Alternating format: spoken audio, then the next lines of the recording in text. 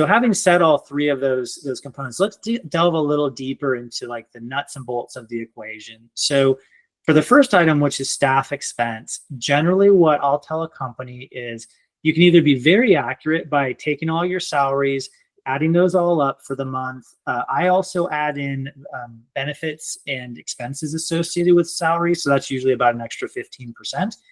And you take all of that, you find out what you spent on that in the month, you divide it by 20 days, because most months have 20 working days, and that is your cost of staff during that month.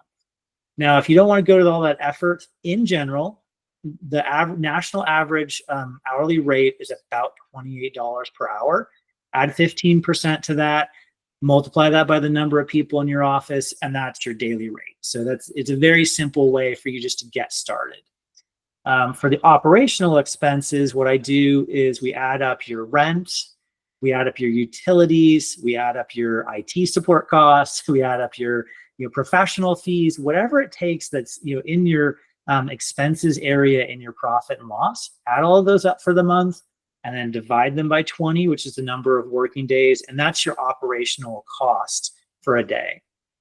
And then from a sales standpoint, most companies, they track their sales at a quarterly level, and they have quarterly sales goals.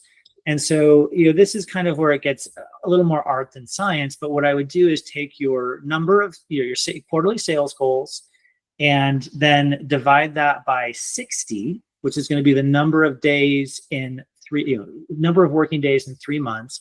And that's what you should have generated if you met your goals. And if you have accurate numbers that say you're generating a certain amount of sales every day and you can get closer to that, you should do that. But don't let the nitty gritty details of the exercise prevent you from completing the exercise.